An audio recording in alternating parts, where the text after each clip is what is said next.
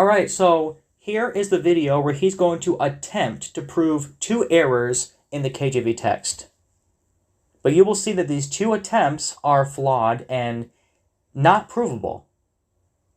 You'll see it for yourself. You'll be laughing if you have your head straight and use logical sense. You'll be laughing where you're sitting or where you're standing watching this video, because what he brings up is complete, total nonsense. And this can be proven. We'll just give a few examples. Acts 12, verse 4. And when he had apprehended him, he put him in prison, and delivered him to 4 quaternions of soldiers to keep him, intending after Easter to bring him forth to the people. You'll notice that this verse mentions Easter. The problem is that the word isn't Easter, but Passover, translated from the Greek Pascha. There was no distinct Christian holiday called Easter when Luke wrote the book of Acts. To use the word Easter is, therefore, anachronistic and misleading. Okay.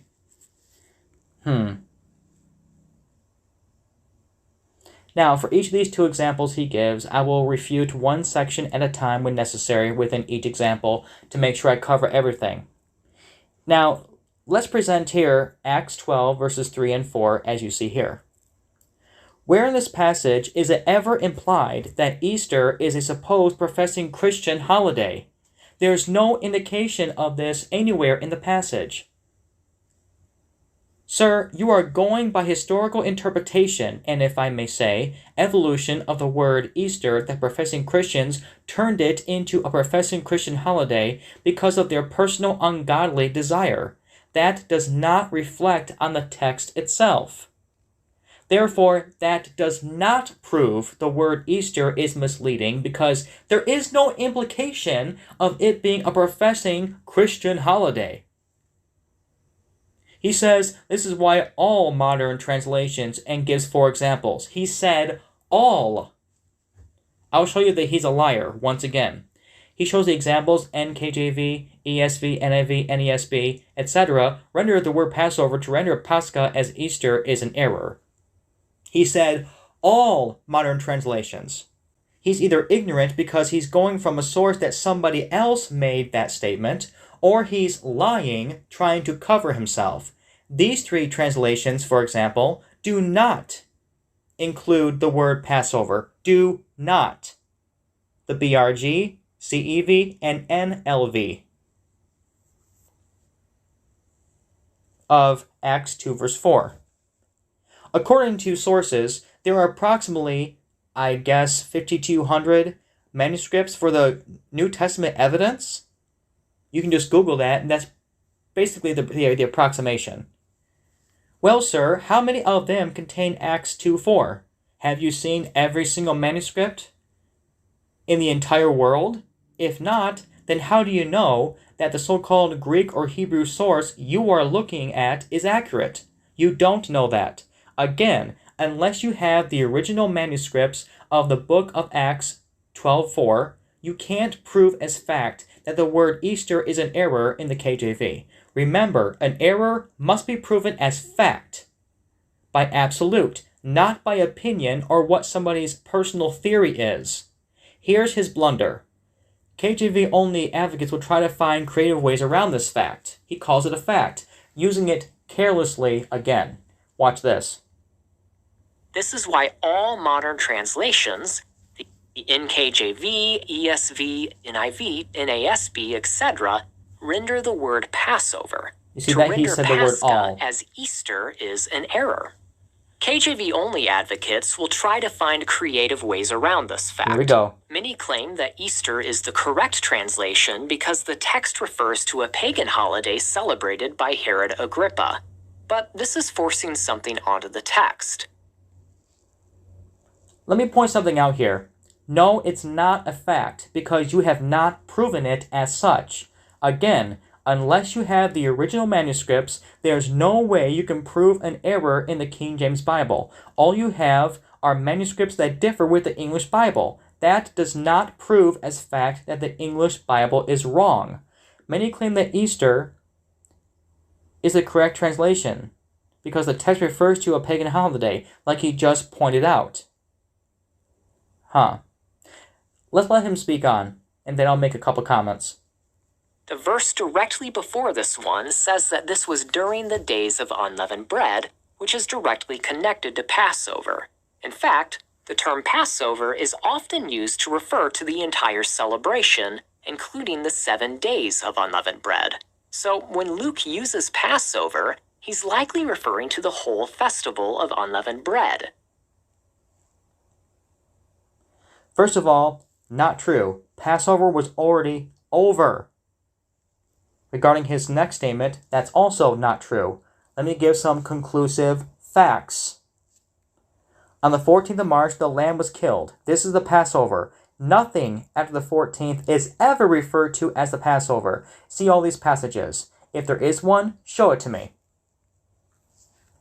On the morning of the 14th begins the days of unleavened bread, same day as when the lamb is killed and eaten. See those passages. The Passover is sacrificed on the first night. See those passages. Passover is always to the meal to be eaten on the night of March 14th, not the entire week. The angel of the Lord passed over Egypt on one night, not 7 nights in a row. Now, regarding the text in Acts 12, verses 3 and 4, again, as you see here, let me point out some more facts from the text. 1. Peter was arrested during the days of unleavened bread, verse 3. The Passover, March 14th, was already over. The next Passover was a year away, but the pagan holiday of Easter was just a few days away. Remember, according to history, Herod was a pagan Roman who worshipped the Queen of Heaven. He was not a Jew. That's so obvious. And yet he makes all these false assertions and expects people to believe him.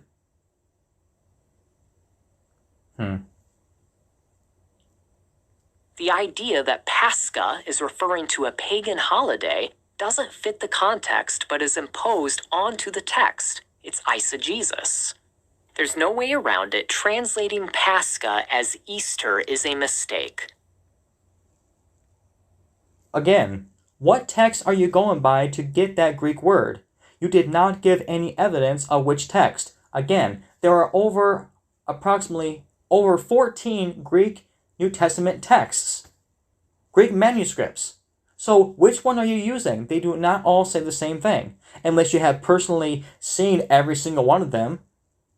If it says the same thing in every single one of them, then why would there be so many? Duh. What text are you getting this from? Also, did you know that there are at least 6 different editions of the Textus Receptus and about 14 other Greek texts of the Greek New Testament circulating according to sources? You can go on Amazon and find a bunch of them. So which text are you referring to? You can't just toss out Greek and Hebrew words and not tell us what text you got them from. Because if you did, then the next question of obstacle would be to prove and validate why you believe that text is inerrant. You can't take a text that has errors in it and use that to correct another text you believe has errors. That makes no sense. Unless you have, once again, the original manuscripts of Acts 12:4, there is no way you can prove an error because an error must be proven as fact. So you have factually failed. You have failed here, Mr. Bible Corrector. On to his second attempt. Let's look at another example. Luke 9, verse 1. Then he called his 12 disciples together and gave them power, dunamis, and authority, exousia, over all devils, daimonion, and to cure diseases. So Yeshua gave his disciples power and authority over all devils. The first problem is that the word translated devils should be demons. Devil is the Greek word diablos, but the word here is daimonion. That's why modern translations have corrected this error. But putting that aside, notice that Yeshua gave his disciples power, which is the Greek word dunamis, and authority, which is the Greek word exousia. Now, let's look at a passage from the following chapter. Luke 10, verse 19. Behold, I give unto you power, exousia, to tread on serpents and scorpions, and over all the power, dunamis, of the enemy, and nothing shall by any means hurt you. You'll notice that the first time power appears in this verse, it is translated from exousia, but exousia doesn't mean power, it means authority.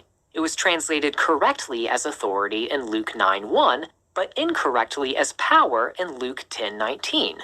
Both passages are from the same author, and they are in a similar context. This is simply a mistake in translation. Again, this is why modern translations have fixed this error and have rendered the word in this verse correctly as authority. Again, what text are you going by to accuse the KJV of error? Once again, you can't just toss out Greek words and Hebrew words without telling us which Greek text you are getting it from, because then you would have to prove as fact that text you are using to correct the KJV is inerrant. If it's not perfect, then you can't use that text because you don't know the section of that text you're using to correct the KJV is not an error either. Now, these errors are certainly trivial in the grand scheme of things, but the fact remains that they are errors. You have not proven any fact of error in the KJV. You're just throwing out Greek words without telling us the source you got them from, which is deceitful and dishonest. How can we take you seriously if you won't tell us the text you're getting the Greek words from? We can't. Neither should we take you seriously at all. We can't. That would be like if I said, well, the math procedure formula says to do it this way. Are the students just going to buy into what I say if they are smart? No. They would ask me of what source I got this formula from. And if I don't tell them, how do they know or why should they believe that formula is correct? They shouldn't. So he has not proven anything. So for him to say, but the fact remains that they are errors, he has not proven it as fact. Again, you cannot just toss out Greek words without telling us where you're getting it from. Suppose he said, well, I'm getting it from the Textus Receptus. Okay, well, which TR? There are approximately 14. At least 5 on Amazon you can find right now. Which one are you using? Which one? And how do you know those are correct? You don't know that either. You see, that's his biggest blunder. The existence of these errors refutes the notion that the KJV cannot be improved upon. Also, while not an error per se, there is the problem of the KJV translators rendering the Greek Jesus as Jesus when Joshua is what is meant by the text. If it's not an error, then why do you point out your belief that Joshua should be the correct rendering name? If it is supposed to be Joshua, then it is an error. There is no per se. That's straddling the fence. Either it's an error or it isn't. I'll prove it isn't. But let's see what he has to say. Acts 7:45 and Hebrews 4:8 both say Jesus, but the context clearly reveals that it's supposed to be Joshua. At best, this is an inconsistency on the part of the KJV translators, since they use the name Joshua for this figure everywhere in the Old Testament. Acts 7:45, as you see here. So why did the translators supposedly put Jesus instead of Joshua? The context reveals this. Read on. In verses 46 through 51. If you notice, in these verses, the whole point was that the children of Israel had a stiff-necked, uncircumcised heart and did not love God. That's why they all died in the wilderness except for 2, Joshua and Caleb. That's why the book of Judges shows the cycle of their rebellion, that all throughout the rest of the history of the different kings of their sin, they allowed and served. This brings us to the last 2 verses, 52 and 53, as you see here.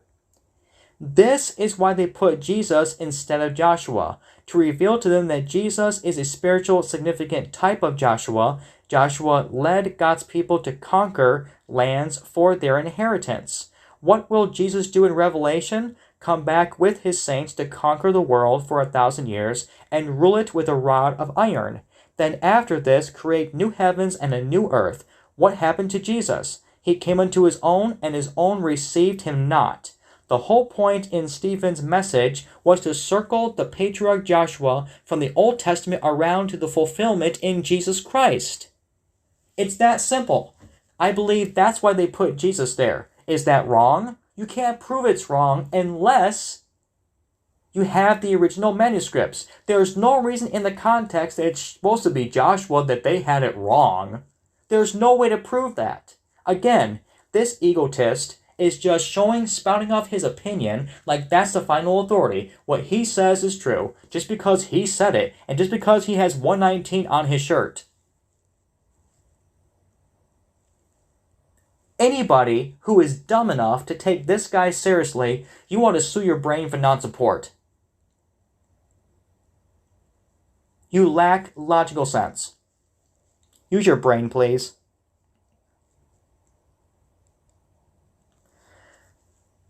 Now, regarding Hebrews 4, verses 4, 7, and 8.